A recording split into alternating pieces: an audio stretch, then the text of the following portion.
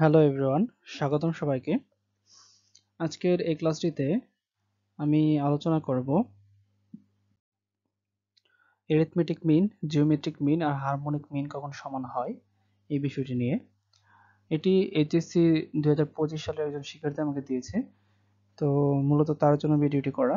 আর আমি এটা ইউটিউবেও দিয়ে রাখবো, কারণ এইচএসসি 25 সহ আরও যাদের এরিথমেটিক মিন, জিওমেট্রিক মিন, হারমোনিক মিন কখন সমান হয় এই বিষয়টি বুঝতে অসুবিধা হবে, তারা যেন দেখে নিতে পারে। তো আমি শুরু করছি। তো কোন তথ্য সারির প্রতিটি মান যখন পরস্পর সমান হবে তখন আসলে এরিথমেটিক মিন, জিওমেট্রিক মিন আর হারমোনিক মিন হচ্ছে সমান হবে। তো এটা কিভাবে আমরা প্রমাণ করব সেই প্রমাণটা আমরা করি। তো মনে করি কোন তথ্য সারির চলক হচ্ছে x, এর n সংখ্যক মানসমূহ যথাক্রমে x1, x2 এইভাবে করে আপ টু xn পর্যন্ত হবে। তো আমরা জানি কি যে তথ্য সারিতে তথ্যগুলো থাকবে আলাদা আলাদা নরমালি, হ্যাঁ, একটা তথ্য x1 থাকলে আরেকটা তথ্য x2 থাকতে পারে, এভাবে করে সর্বশেষ তথ্য xn থাকতে পারে। কারণ x1, x2, xn এগুলো আসলে কি? এগুলো হচ্ছে তথ্য সারির মান। যেরকম আমি যদি বলি যে মানুষের উচ্চতা গুলো যদি আমি তথ্য সারি হিসেবে বিবেচনা করি, তাহলে একজনের উচ্চতা হচ্ছে 5 ফুট, আরেকজনের উচ্চতা হচ্ছে 5 ফুট 5.5 ফুট, আরেকজনের উচ্চতা 5 ফুট 9 ইঞ্চি, ঠিক আছে, 5 ফুট 9 ইঞ্চি। তো এইভাবে করে একেবারে সর্বশেষ xn nতম মানুষটার উচ্চতা হবে সাপোজ 6 ফুট, ঠিক আছে। তাহলে এইগুলো হচ্ছে x1, x2, xn, ঠিক আছে। তো আমরা ধরে নেই যে এই x1, x2, xn সমান k, অর্থাৎ সবগুলো সমান হবে, ঠিক আছে। x1, x2, xn যতগুলো তথ্য সারির মান আছে সবগুলো সমান হবে, অর্থাৎ সবার উচ্চতা এখানে আমি যদি ধরি সবার উচ্চতা হচ্ছে 5 ফিট করে, ঠিক আছে। তাহলে সবার xn পর্যন্ত n সংখ্যক মানুষের উচ্চতা হবে 5 ফুট করে, ঠিক আছে। যদিও নর্মালি n সংখ্যক মানুষের উচ্চতা সমান থাকবে না, কিন্তু ধরে নিই যে সবার উচ্চতা হচ্ছে সমান হলো। অর্থাৎ এই যে ভ্যালুটা, এটা 5 হলো নাকি 6 হলো নাকি কত হলো সেটা যখন আমরা জানবো না, তখন আমরা এটাকে একটা জেনারেল একটা ওয়ার্ড, অর্থাৎ আমরা কে বলতে পারি অথবা এ বলতে পারি অথবা অন্য অন্য কোনো ওয়ার্ড আমরা লিখতে পারি। তো ধরে নিলাম যে এটা 5 না হয়ে এটা হচ্ছে কে, ঠিক আছে। এই ভ্যালুটা হচ্ছে কে, অর্থাৎ প্রত্যেকটা তথ্যের মান বা প্রত্যেকটা অবজারভেশনের মান, ঠিক আছে, সমান থাকবে। তো সেই মানটা হচ্ছে ধরে নিলাম যে কে, কারণ আমরা জানি না সেই মানটা কত। আমরা জেনারেল একটা বের করব। এখন আমরা এই যে ভ্যালুগুলো আছে আমাদের, এই যে মানগুলো আছে, এই মানগুলোর গড় বের করব। তাহলে এই মানগুলোর গড় কি হবে? সবগুলো মানকে যোগ করে n দিয়ে ভাগ, ঠিক আছে। কারণ n দিয়ে ভাগ হওয়ার কারণ কি? আমরা গড় কিভাবে বের করি? প্রত্যেকটা সংখ্যাকে যোগ করে যতটা সংখ্যা ততই ভাগ করব। তাহলে এখানে সংখ্যা কয়টা? একটা, দুইটা, আপ টু n সংখ্যক সংখ্যা। তাই তাই আমরা সবগুলোকে যোগ করে n দিয়ে ভাগ করলাম। এখন দেখো যে x1 এর মান কত? আমরা এখানে আগে ধরে নিয়েছি যে x1 এর মান সমান k, x2 এর মান সমান k, x3 মান সমান k। তাহলে সবগুলোর মান xn এর মানও কিন্তু k হবে। তাহলে সবগুলোর মান হচ্ছে k। তাহলে আমি এটাকে বসায় দিলাম। তাহলে এখানে কয়টা k আছে? n সংখ্যক k আছে। একটাকে, দুইটাকে, এভাবে করে n সংখ্যক k আছে। তাহলে আমি লিখতে পারি কি এটাকে n k লিখতে পারি, তাই না? যেমন আমি যদি বলি যে 5 যোগ 5 যোগ 5, এখানে 3টা 5 লিখছি, ঠিক আছে। তার 3 5 কত? 15 হচ্ছে। আমি এটাকে 3 গুণ 5, 3টা 5 যেহেতু 3 গুণ 5 সমান কত? 15 হচ্ছে। অর্থাৎ আমরা এইভাবে গুণ করে লিখতে পারি n ইন্টু k। তাহলে এটা n k হচ্ছে, আর নিচে কে থাকতেছে n। তাহলে আমরা এই নিচে n আর উপরে n কাটাকাটি করলে আমাদের আনসার হচ্ছে k। তাহলে এরিথমেটিক মিন আমরা কত পাচ্ছি?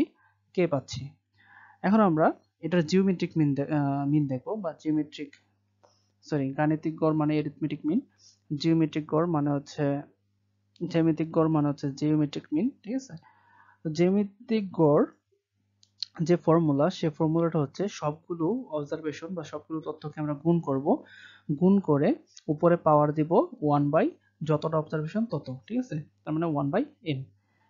তাহলে আমাদের অবজারভেশন গুলো ছিল কি? কে। তাহলে কে n সহ কে আমরা গুণ করলাম, আর অবজারভেশন উপরে কত হলো? 1 বাই n, ঠিক আছে।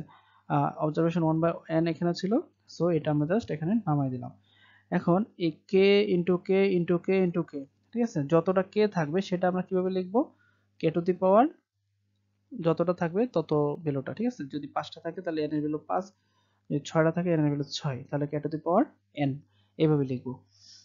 এখন তাহলে আমরা কি পেলাম এখান থেকে, এই ভিতরে যেটুকু আছে সেটুকুর মান হচ্ছে কে টু দি পাওয়ার n, কারণ এখানে n সংখ্যক কে আছে, ঠিক আছে, তাহলে কে টু দি পাওয়ার n, তার উপরে আবার পাওয়ার কে আছে, তার উপরে পাওয়ার আছে হচ্ছে 1/n, ঠিক আছে, 1/n। তাহলে আমরা জাস্ট এটার জন্য, এটুকুর জন্য আমরা কে টু দি পাওয়ার n লিখেছি, আর 1/n এর জন্য আমরা 1/n বসাই দিছি।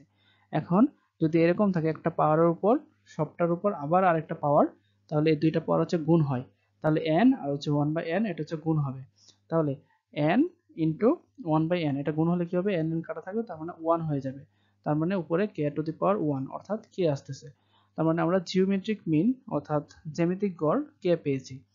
অ্যারিথমেটিক মিন আমরা কে পেয়েছিলাম, জিওমেট্রিক মিন আমরা কে পেয়েছি। এখন আমরা দেখব HM মানে হচ্ছে হারমোনিক মিন। তো হারমোনিক মিনের যে ফর্মুলা সেটা হচ্ছে 1 ডিভাইডেড বাই 1 বাই ওই অবজারভেশন প্লাস 2 বাই দ্বিতীয় অবজারভেশন প্লাস 3 বাই তৃতীয় অবজারভেশন, সরি 1 বাই প্রথম অবজারভেশন, 1 প্লাস 1 বাই দ্বিতীয় অবজারভেশন প্লাস 1 বাই তৃতীয় অবজারভেশন, এভাবে প্লাস 1 বাই সর্বশেষ অবজারভেশন, nতম অবজারভেশন। তারপরের লাইনে আমরা এটা কি লিখতে পারি, x1 x2 xn, আমরা জানি যে এই ভ্যালুগুলো হচ্ছে কে, তাহলে x1 এর জায়গায় কে বসালাম, x2 এর জায়গায় কে বসালাম, xn এর জায়গায় কে বসালাম, তারপর উপরে n আর নিচে এখানে n সংখ্যক 1 বাই k আছে, ঠিক না, n সংখ্যক 1 বাই k আছে, তাহলে এটা যদি আমরা করি উপরে n আর নিচে হচ্ছে n ইন্টু 1 বাই k লিখতে পারি, ঠিক আছে, n সংখ্যক 1 বাই k। তাহলে এটাকে যদি আমরা সিম্পলিফাই করি তাহলে an কাটা যায়, তাহলে নিচে থাকতেছে 1 ডিভাইড বাই 1 বাই k, তাহলে এটাকে আমরা কিভাবে লিখতে পারি, এই 1 এর জন্য 1 আর নিচে যেহেতু এটা ভাগ আকারে আছে সেটাকে আমরা গুণ করে উল্টাই দিতে পারি, তাহলে উপরে যাবে k নিচে যাবে 1, আলটিমেটলি এই ভ্যালুটা থাকতেছে কত, k। তাহলে হারমোনিক মিন k পাচ্ছি আমরা, ঠিক আছে। তাহলে আমরা কি দেখলাম যে এরিথমেটিক মিনও k হলো, জিওমেট্রিক মিনও k হলো, আর হারমোনিক মিনও k হয়েছে। তার মানে কি এরিথমেটিক মিন, জিওমেট্রিক মিন আর হারমোনিক মিন সমান হয়েছে, অর্থাৎ কি তথ্য সারির প্রতিটি মান যখন পরস্পর সমান হবে তখন এরিথমেটিক মিন, জিওমেট্রিক মিন আর হারমোনিক মিন সমান হবে। তো তোমরা যদি এটা ক্লিয়ারলি বুঝে থাকো তুমি কমেন্টে ডান লিখতে পারো, আর না বুঝে থাকলে কোথায় বুঝতে পারোনি সেটা কমেন্টে জানিয়ে দিতে পারো। তো ধন্যবাদ সবাইকে, এই ভিডিওটা এই পর্যন্তই ছিল।